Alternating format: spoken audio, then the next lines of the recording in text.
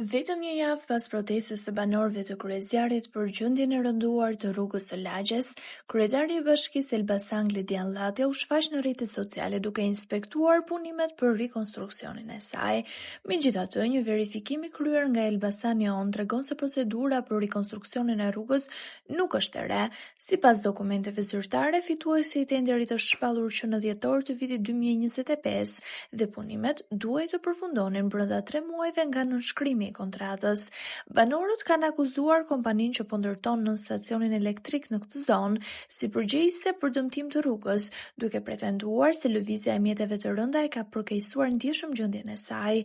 Një javë më parë, gjatë takimit me banorët protestues, kryebashkiaku Llatja deklaroi se do të negocionte me kompaninë për të mundësuar riparimin e rrugës, ndërsa punimet kanë nisur, mbetet për të parë nëse rikonstruksioni do të përfundojë sipas standardeve dhe afateve të parashikuara pas vitesh ankesash nga komuniteti.